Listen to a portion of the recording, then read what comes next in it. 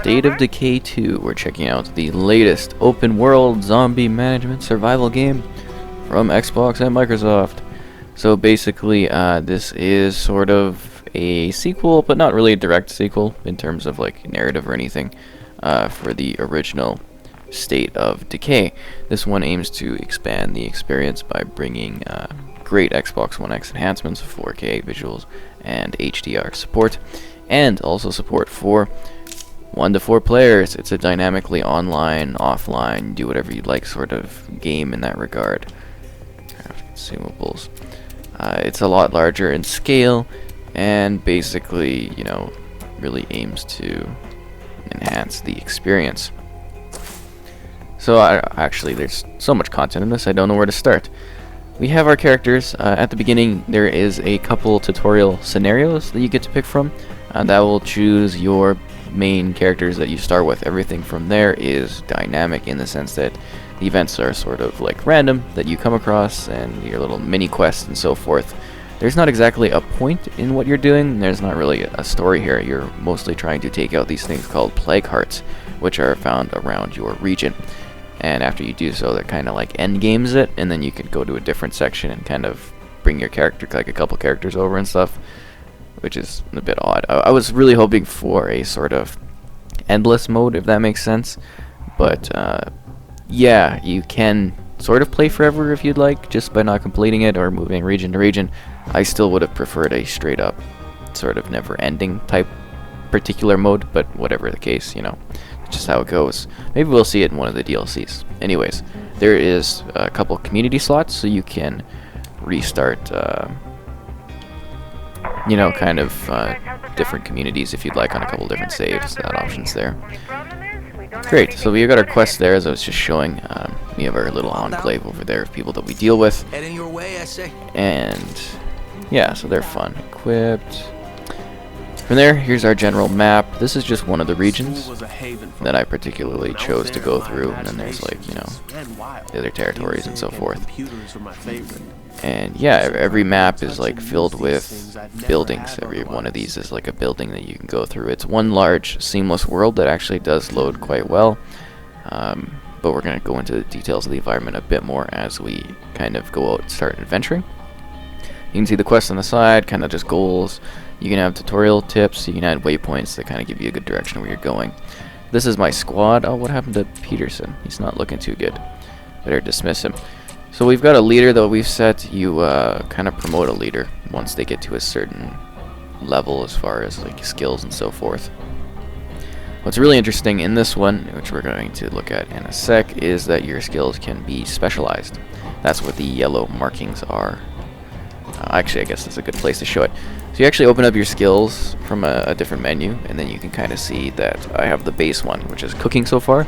Is the only one I haven't really upgraded with my character. And then you get to choose between 2 specialization skills that further enhance what your particular character can do, I think. And that's Anissa, she joined late. See, Tater was the original 2. I picked the duo that found love in the zombie apocalypse. I guess that sounded interesting. And then, yeah, so you got your squad. You can change between them at any point. People do get tired, but not as tired as they did in the last one, if you can recall. I need to get this guy to go and sleep, because he's tired.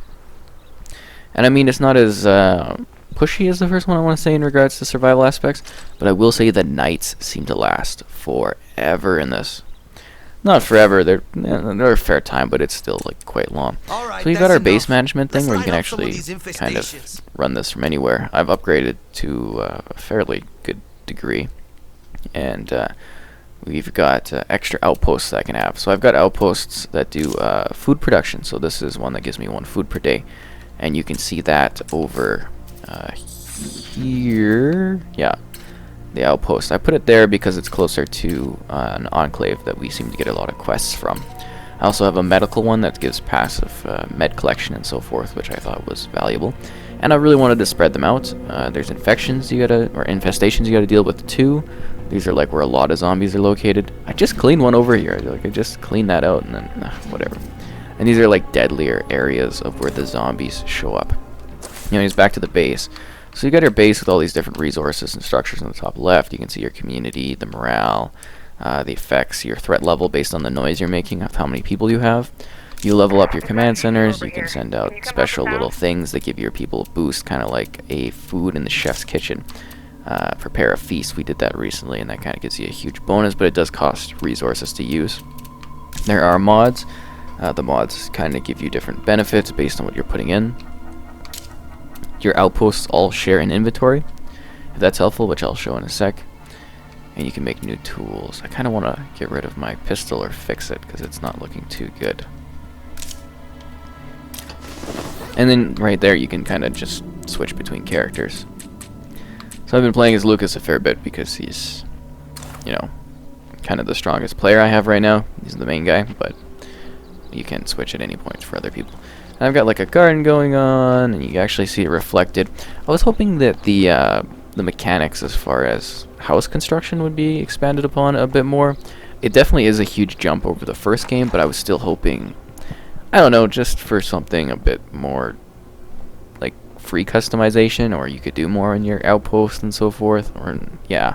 And it's just kind of like, it's an evolution over the first game, that's for sure, definitely in most regards, but I was still hoping for something a little bit more expansive. Cool. So we've got this map and stuff all kind of looked over. And then we also have kind of the radio you can go up for. You can call for help from other people. Your guy will shoot a flare up in the air. So I guess we'll do that right now. And that's kind of signaling for matchmaking to kind of like look for people. But we are pre-launch, so, you know, I doubt anyone will join. I've played with a couple friends, that, you know, press friends that have had this. So, yeah, the multiplayer seems to run fine for the most part. And, yeah. Inventory, we've got the weapons. A lot of my weapons are quite damaged, so we're going to be, I guess, scrapping that. That gun is just broken, so I'm going to completely scrap that.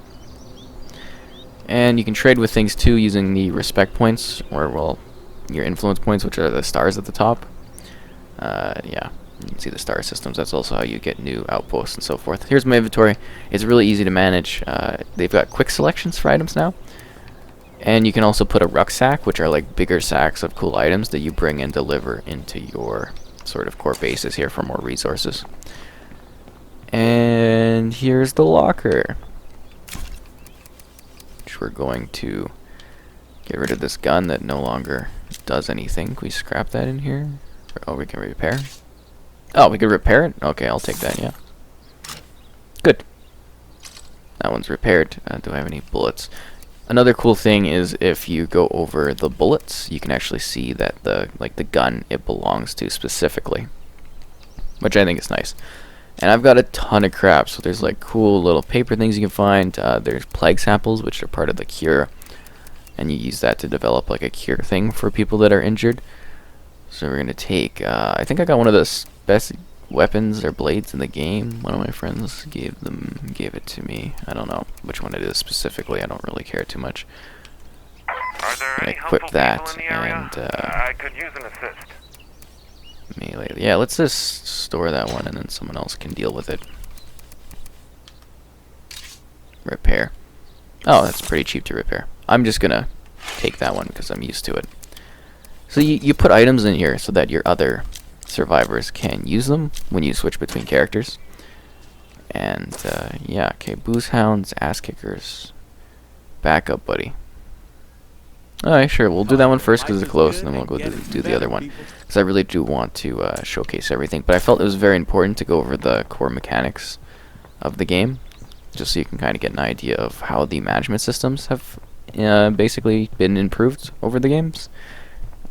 Just, you know, it's an important aspect for a lot of people, the just the management setup. Tater, I don't really want to take Tater with me. I don't want to take the useless doctor. I don't like that character. Anybody else available? Anybody, guys? Where's everybody? Gotta find everyone. Where are my friends at? There we go. You know, I find all these survivors, they don't do anything. Nando, you're up. You got a second to And then you can have a buddy with you. You know, and you can also have, like, the real players, too. Cool. So we're going to... There we go. The waypoint is set. We're going to go and do this guy. So with your vehicles, you actually have to kind of maintain them. They get damaged. They need gas. And you got to keep that going. So it's very important that you have good vehicles, because that's what, you know, transports you far distances. You can walk places, sure, yeah, that's not bad, but yeah, you definitely need that. So when it comes to like bugs and stuff, the game does actually have a number of problems. I don't know if you noticed, but performance seems a bit like pacing-ish weirdly. This is all recorded on the 1X, so this is like the premium offering.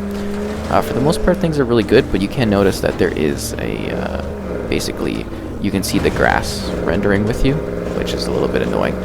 It's a little bit natural in this game, but like in every game, it bothers the hell out of me when the grass does not load properly. It's just, it seems to show up in a lot of these games. And other than that, when you're in a vehicle, I don't know if this will be patched, there's like a weird white line that appears kind of where a screen tear would be. And you see that mostly just at night. I don't think it's quite like showing through in the day, but at night it's like this weird white line that kind of like pops in and out as if it's a screen tear, but it's not, I don't think. It's very odd. And another thing, and hopefully you see that in vehicles, you'll see zombies drop from the sky, which is really weird because they're not like spawned in, I guess would be the thing. Yeah, nice little execution there. Other than that, it does actually perform fairly well. Ooh, fuel, awesome. I do, however, wish there were more. There was more density in the zombies. It feels almost a little bit more sparse than the last game. Like the last game was like really dense at times, which is cool. But this one, I like infestations. There's definitely a lot more, you know, zombies, but it still seems kind of a little bit barren, if that makes sense. It's not bad, it's like a good amount where I'm not feeling stressed out by the zombies, but I was hoping for a little bit more pressure from the zombies, if that makes sense. Oh, I guess I can show this too, the little contextual wheel. You can kind of change how your gun is and everything from there and see like quick tool tips. So we got fuel, which is really cool, but we're gonna kind of salvage from the rest of this building. Scavenge, there we go. So you have the search system. You can search slowly so it doesn't make noise, or you can search really fast and be dangerous. There's a rucksack you can see that I was talking about earlier. Oh, why can't I search this? Oh, there we go. So basically a lot of the game is looking for resources, taking things, and trying to survive while you're doing your main missions. You can work through the game as fast as you want, or you can just spend like hundreds of hours just fooling around, doing things with your friends online, joining other multiplayer games. And I think they've really perfected their formula from the first game. Like, this is going to feel very familiar to those that have played the original title, but it's also going to be refreshing in the sense that they've really amped things up. There's lots of different types of zombies. There's lots of, I have no idea what that is for. And yeah, you know, it's a lot of fun for me. I loved the first game. I really did. I thought it was a lot of fun. It definitely had performance issues, the first one, but I think they've done a good job of mostly keeping this to be a very clean game. You got a great draw distance. It looks good. You get like, you know, it feels like a real world, and it's always dynamic. So if you quit while you're doing a mission, the progress disappears. Not a lot worth taking here. Because that mission is gone, because it's like, you know, it's dynamic in that regard, so it's going to be a new experience. The site can be claimed. I don't really want this site. But you can make additional outposts and so forth, as I've had. I don't think this is a very good... Yeah, I don't want this spot. Don't want to hear this. Oh, it has fuel collection. Interesting. So this can be used as a fuel spot. Hoping for something maybe a little bit further away. I don't know. I'm not going to take this right now. I was hoping to get a survey site, but I don't think that's what this is. I'm like one away from my survey achievement.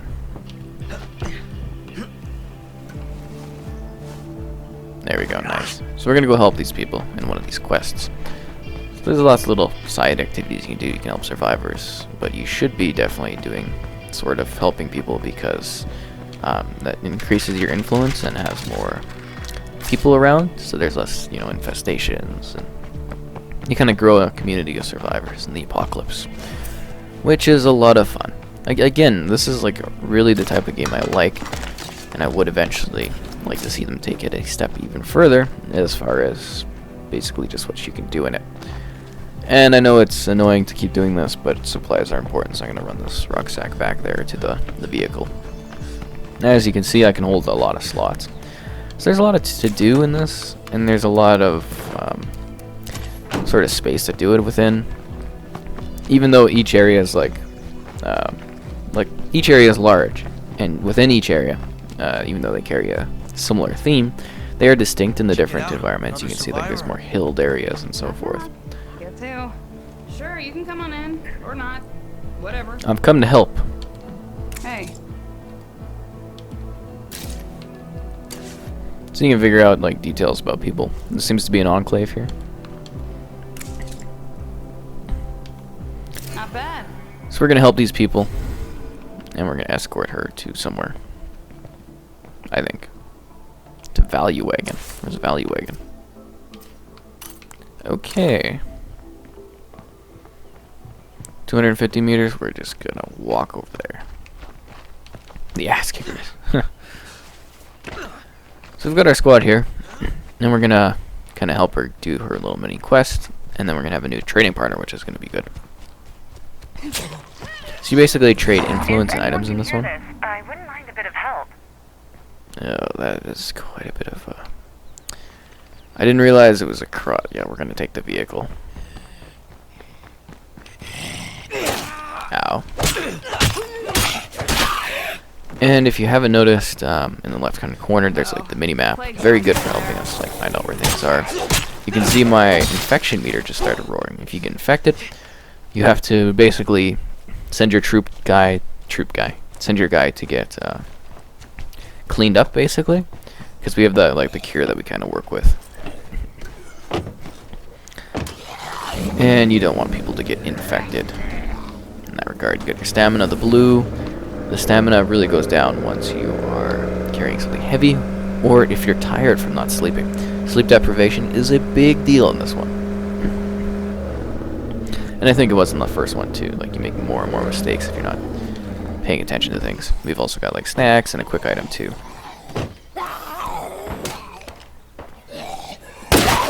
And of course guns, but guns make a lot of noise, so we tend not to use them as much.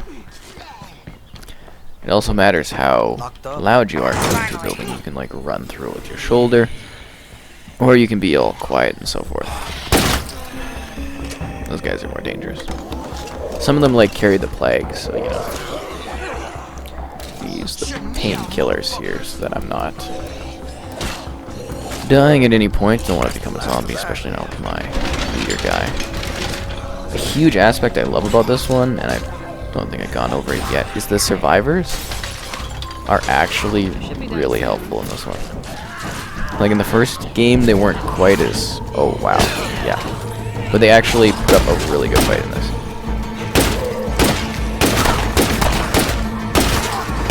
Yo, what the fuck? And you can dodge attacks and so forth. Cool moves with more items you have.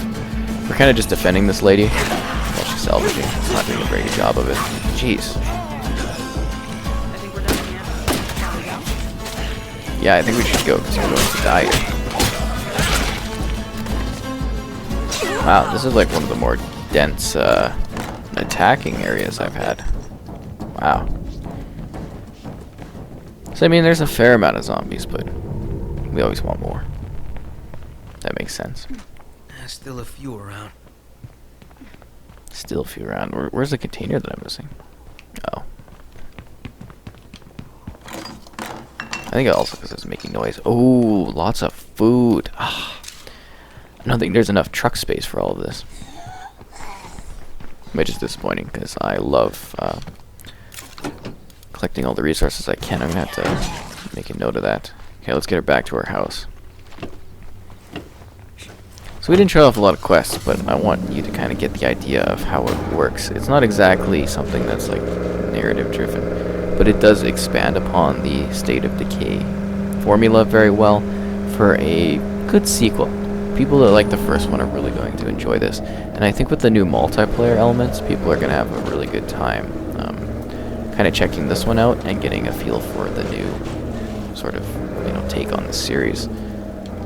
It's a good next entry, and I've really enjoyed playing it. Obviously, it's not perfect with the glitches and so forth that are present, but there's nothing that's really like detrimental to gameplay. They're just like small little bugs and hiccups. Nothing that's wrecked any of the experience. And I think it's sort of got that dynamic play to it that could really have a lot of longevity to it as long as they're adding new content and always Hey, buddy. I almost threaten this missed you. enclave. ¿Qué quieres? Always sort of expanding upon it.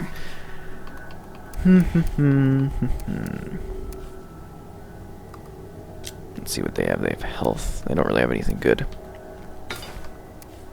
Trade that in for that stuff. Cool. So we've got ourselves a new little group of people that work with us. See all my other little enclaves everywhere? Somebody needs help at home. We were just there. The survivor needs help. Ugh. Man, these random events. So yeah, I think it's a lot of fun. Basically, it is a evolution of the first one with a lot of content, and I'm really intrigued to see. Oh, whoa, whoa, that's plague samples. What they do in regards to, you know, adding content to this afterwards, and just how intense it'll be with multiple people always playing. I think for the most part, it does its job well, and it's very like specific type of game, so you're either going to really enjoy it, or you know, it might not be your thing, but I like it because I've really enjoyed the first one, and this is the next step for it.